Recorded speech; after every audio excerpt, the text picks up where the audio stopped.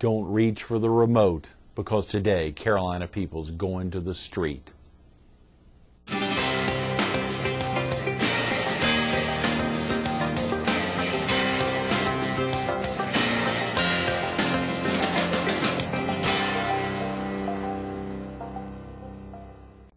Good morning. Welcome to Carolina People. This morning we're at the community room at South Carolina Bank and Trust in Murrells Inlet. We're focused on Street Reach Ministries, and we're visiting with its executive director, Libby Faulkner. Good morning, Libby. Good morning. Thank you so much for getting in early here, 7 a.m. on a Thursday morning. Glad to be here. Very nice to have you. And, of course, this is South Carolina Bank and Trust. What about this place? It's beautiful.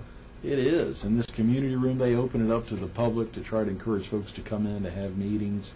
It's great. It is always nice. If y'all are out of space down up there at Street Reach, don't hesitate to give them a call to come down here sometime. That's always a nice thing. Yes. Street Reach has been in its same location for how many years now, Libby? We've been there 6 years. Is that right? Mm-hmm. The location down, is it on 8th Avenue? 9th Avenue? 9th Avenue. The corner of 9th Avenue and 17th, or Well, almost the corner. Right. That's right. We used to say that when the Red Bow was operating from that location. Yes.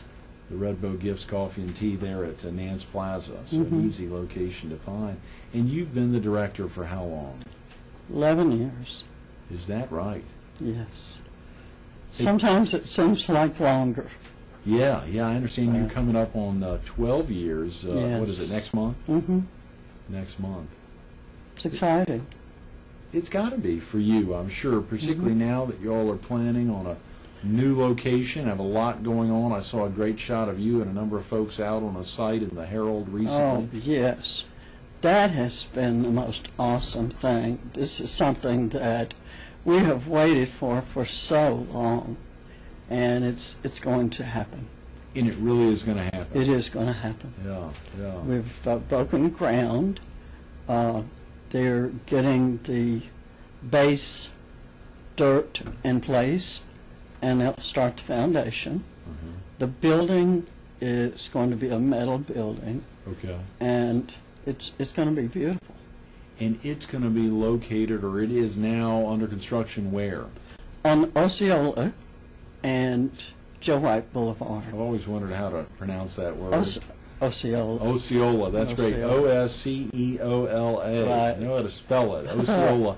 And it's the corner. Is it on a corner location? Actually, it's the back lot. There's a corner lot there, but we have the back acre. And Mr. Joe White Avenue, the former 10th Avenue. Mm-hmm. Right. So that is, so if folks drove by there now, they'd see some... they'd see some activity. That's fantastic. And that's exciting. I go by there every day. Do you really? Yes. How did y'all come about that location? Well, Myrtle Beach City Council had approved several locations for the Unity Village project, which that was good, but all of a sudden it became apparent that someone was interested in helping us get our building, and they found that lot, which Myrtle Beach had already approved of, so that was the beginning.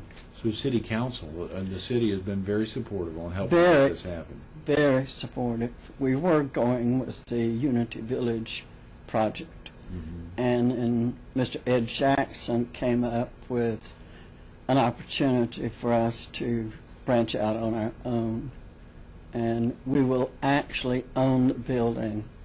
Oh, boy. When it's all said and done. That's tremendous. That's a rare opportunity. Yes, it is.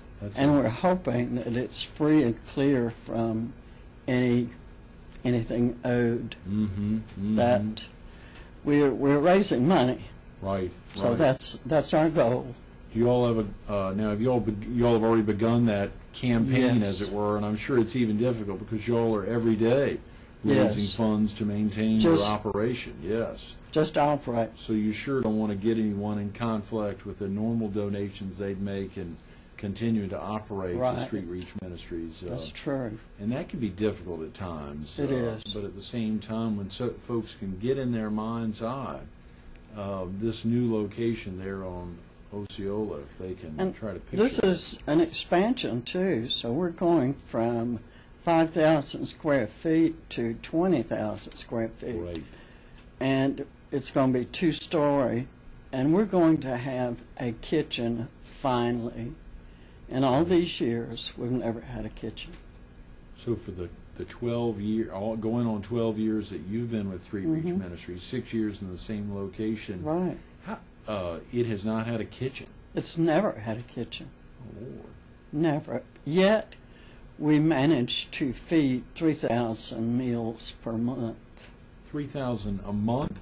A month. 36,000 meals a year? Yes. From y'all's operation. I had no idea the extent of Yes. that. That's tremendous. Churches, individuals do the cooking for us and bring it in. So we're going to have a full kitchen, and actually we'll have a stove. 3,000 a month. That would be about $750 a week. Approximating if it was a 4-week month, which would be $1.25 or so a day. I mean, around that. That's a Yes, that's a tremendous figure. it is. Yeah, that's really making a difference. When folks, if you were going to talk to a group about Street Reach Ministries for the first time, let's say it was just a group of students. Well, if someone asked you, what is Street Reach Ministries? Street Reach Ministries is hope. It's a 65-bed shelter for the homeless, a place, an oasis, a place to come to when they're hungry. They have no clothes, they have no money, no job, nothing. They've lost everything. And they haven't eaten in several days. And they walk in the door, and the first thing we do is give them something to eat. Then we try to find out what is wrong. What can we do to help? So it starts there. That when they sure walk is in. hope. 65 beds. Right. How often are the beds full or close to capacity there? 90% of the time. Is that right? And two, we have two kinds of programs there. Okay. One is we give them an opportunity to find a job. Then we give them 30, 35 days to stay there and save their money. But while they're there, we try to find out why they're homeless. Is it drugs? Is it alcohol? What is it? We have another program, 4 to 6 months of recovery from whatever. We have classes every day. If it's alcohol, drugs, there's AA and NA. And there's a spiritual, we are faith-based. There's a spiritual 12-step that just began today that's going to be really good. That's tremendous. That just began. That's tremendous. Of course, and so of the 65 beds, how many would be in the, are they broken down of part of them associated with one program, or Right, yes. the alcohol and narcotic component? We've got about 35 beds where the homeless can come in at night, and then we've got about 25 people in a recovery program. They're the ones that actually do the cleaning, what cooking we do, and mopping, whatever, laundry. The people in the recovery program are Street Reach, really. They do the work. And what's your primary funding right now, Libby? It's obviously constant donations, but is that your primary source of funding? It's donations. It's churches. It's individuals who have a heart to help the homeless, to help them get jump-started into a better life. And we've had some great successes, and we hope it continues. Yes, yes. We know it will. Absolutely, I know you know it will, and obviously we want to talk about Rocky and his vision many years ago, and of course bring you involved. But if someone needs to get off to work now at around 7:10, 7:15, if someone needs to get off to work now, is there a good phone number that someone could call, or a website that someone could visit, a viewer could visit, to learn more about Street Reach Ministries and y'all's daily effort? We do have a website.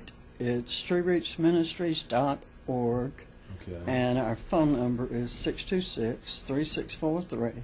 Okay. We receive donations at our post office box, which is 1075 Myrtle Beach, and donations are welcome. Yes. P.O. Box 1075, Yes. Myrtle Beach, SC 29578. Yes. Okay. 29578. 626-3643. Yes. Easy phone number for folks to remember. Right. Of course, they can write it down now, even if they need to get off to work, or they can Mm-hmm. write it down now. And you have folks there. You all have a voicemail if someone called, and 24/7. There's someone on the telephone. is that right? Yes. Well, I guess in a mission component like that, where you all are reaching out to folks who would come in off the street, so the doors are essentially open Always 24/7. been closed one time in 11, 12 years, Wow. and that was on Thanksgiving Day. We closed up one time. One time. Mhm. That hasn't happened since then. No. That's fascinating. So churches obviously reach out, and it is. Oh, yeah. Y'all are non-denominational. Non-denominational. Mhm. We have the 501c3 for Mhm. corporate donations. We love those. Yeah. That's right. You can still call if you're a company or work at a company or know Right. somebody who'd be able to find a way. Mhm. We are a nonprofit by the state of South Carolina, and we receive FEMA funds, but no other government funding. Is that right? So Now, we're, you talked about the city stepping in to help get some working on the Yes. piece there on Osceola. I've been informed that the city council voted to help us with some of the projects that we've got going, and I don't know exactly if I think they have forgiven some of the charges that we would normally have, and to the tune of $30,000. Is that right? And that's a big thank you too. It really is. That's a tremendous it is. to all active city council members, current and probably Right. past ones. You've had a lot of cheerleaders Yes. over the years, Libby, over your tenure there. Mhm. And of course, share with the viewers about Rocky Fretz's vision and early stage, and of course how you all came to know each other. Well, I think Rocky had a vision to start this because I think he probably experienced some drug problems years ago, and he wanted to reach out to other people, and I think basically that's why he started this mission. I met him over the internet. I'm originally from Tupelo, Mississippi, and we used to talk every night because we both got off from work at the same time. And I was going through some pretty bad times myself because I had lost a son, and he was just like a counselor for me. Wow. And when I discovered that my job was going down, the chemical company that I worked for was going everywhere except Mississippi, I started looking around for what was I going to do for the rest of my life. And I got in touch with the mission, and I told them that I had a heart for the mission and I wanted to work with women. And he said, well, that's kind of strange because we've been looking for someone. So it just worked. And Rocky said, when can you come? And I said, Thursday.